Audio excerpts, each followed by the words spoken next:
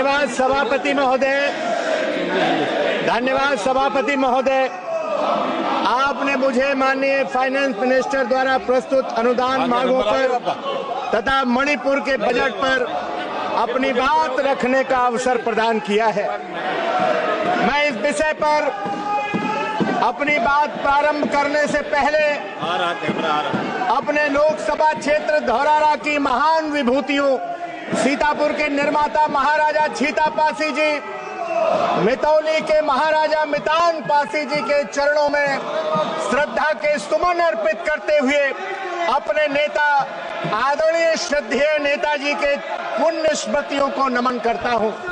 सभापति जी, मणिपुर का बजट आखिर संसद में किन हालातों में प्रस्तुत करना पड़ रहा है, ये किसी से छुपा हुआ नहीं है।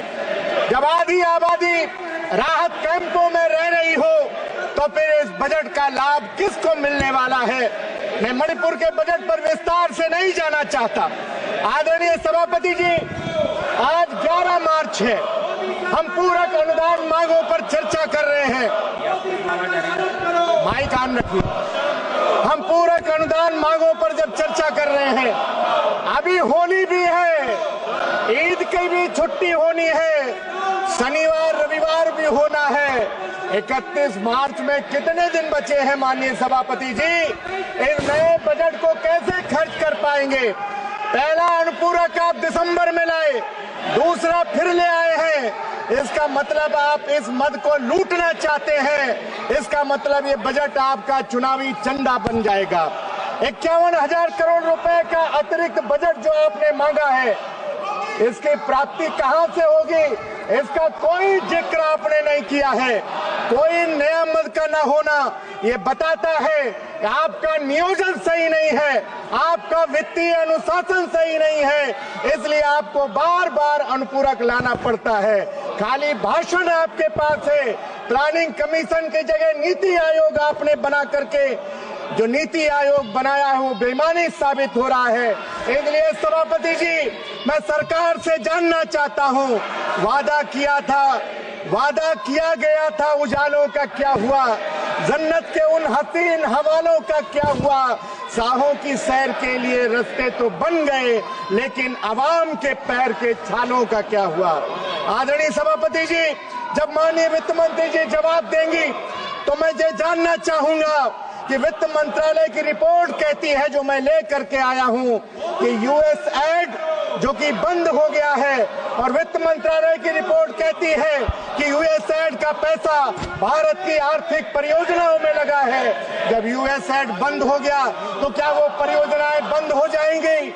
मसलन क्या उन सारी परियोजनाओं को रोक दिया जाएगा? वित्त मंत्री जी जब जवाब देंगे तो उसको बताने का काम करेंगे। माननीय सभापति जी, तमाम विभागों पर बजट आया है। कृषि कल्याण पर आपने अतिरिक्त बजट मांगा है। आज देश के अंदर सबसे ज्यादा कोई बेहाल है तो इस देश का अभी समय नहीं हुआ है।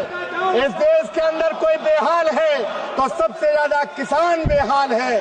कोई बाजार नहीं है, उत्पादन का कोई उसको। माननीय सभापति जी, जिस माहौल में मैं भाषण कर रहा हूँ, 15 मिनट हमारी पार्टी का समय है। आप मुझे आपका संरक्षण चाहिए सभापति महोदय, प्लीज। इसलिए मैं आपसे कहना चाहता हूँ, किसान सम्मान निधि से इस देश के किसान का कल्याण नहीं होने वाला है, इसलिए किसानों का कर्जा माफ करिए। माननीय अखिलेश यादव जी ने हम लोगों को सिंधु बॉर्डर पर भेजा था।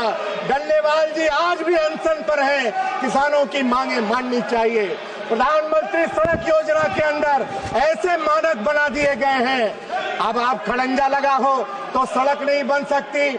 2011 की जनगणना के अनुसार लेंगे तो सड़क नहीं बन सकती। हमारी आपसे मांग है, हम सांसदों के पास है क्या?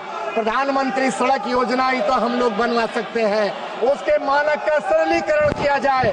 माननीय सभापति जी, हम लोग दिल्ली की चमक दमक देखने नहीं आए हैं, हम अपने क्षेत्र के लाखों जनता की उम्मीदें लेकर के दिल्ली आए हैं। इसलिए आपसे कहना चाहते हैं सभापति जी, सत्ता पक्ष के नेता कहते हैं कि 2014 के बाद तमाम परिवर्तन हो गया है, लेकिन 2014 के बाद अगर कोई परिवर्तन नहीं हुआ है तो सांसद निधि जो 2014 में थी वही आज भी है। इसलिए हम आपसे कहना चाहते हैं 90 लाख जीएसटी, 10 करोड़ कंटीजेंसी। प्रधानमंत्री जी कहते हैं कि आइए मिलकर के विकसित भारत बनाएं। क्या 4 करोड़ में खास विकसित भारत बनाएंगे? इसलिए सांसद निधि हमारे उत्तर प्रदेश में 5 करोड़ एक विधायक की है।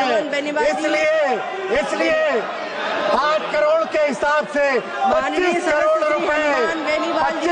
रुपए सांसद निधि की जाए। इसलिए सभापति जी आखिरी बात कहते हुए, तुम्हारे पांव के नीचे कोई जमीन नहीं। कमाल ये है कि फिर भी तुम्हें यकीन नहीं। मैं इन बेपनाह अंधेरों को सुबह कैसे कहूँ, मैं इन अंधेरों का अंधा तमाशबीन नहीं। बहुत बहुत धन्यवाद। और थोड़ी देर बैठना पड़ेगा, मैं बैठूँ आपको। अब बैठो, मणिपुर के